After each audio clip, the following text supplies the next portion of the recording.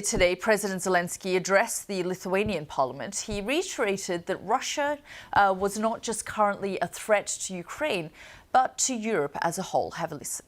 The fully fledged war against Ukraine launched by Russia put a strategic question whether the values, those who were used as a basis to unite people in the European continent after World War II, are they still alive, or are these values are outdated now and they could be just exhibits in the museum for tourists, just a historic legacy of Europe somewhere in ancient palaces and halls, or things which are set up the real life. But unfortunately, there are no clear answer to those questions. But it is really the future of Europe depends on those answers on this, whether the common response will be found.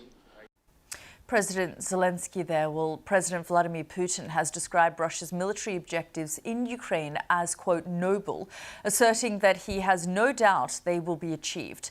Making a rare public appearance, Mr. Putin said the main aim was, as he put it, to help the people of Donbas. Have a listen. And we are aware that today our officers are participating in the special operation in Donbas, in Ukraine, providing assistance to the People's Republic of Donbas. They are acting heroically and applying the most modern types of equipment with the modern features.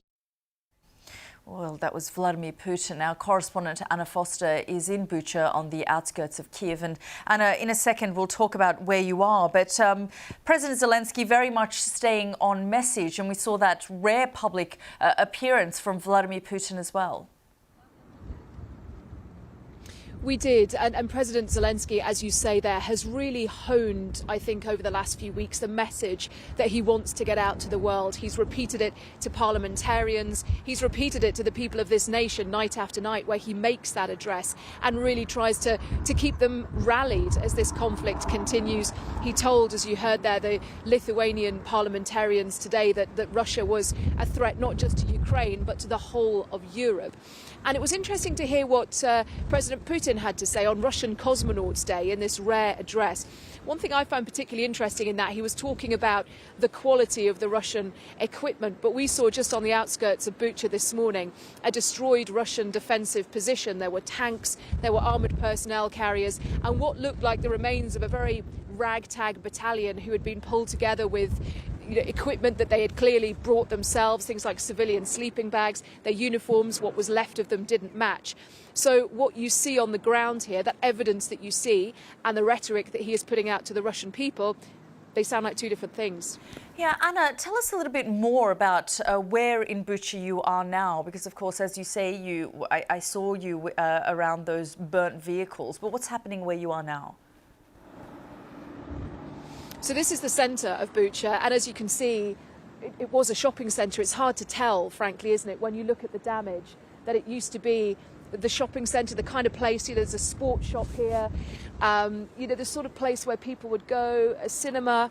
It just is completely destroyed, and this has been repeated in so many places around Bucha. I've also been just down the road here to a mass grave just next to the church. This is where the people of the town of Bucha buried their dead. We saw, didn't they, those awful images of bodies lying in the street, and we saw the mass grave today where they are very carefully, very delicately and slowly exhuming that. They have war crimes investigators there who are making sure that that is done in the most forensic way possible to gather every bit of evidence they need. But of course, there are people living here in this town still. Many have fled, but many are still here. Some have come back and they're trying to establish their lives. And if you think about what day-to-day life is like here in Bucha right now, where you walk past something like this, or like a mass grave, or you are trying to put your house back together, but there's the leftovers of Russian munitions in the garden. I went to see one block of flats yesterday, and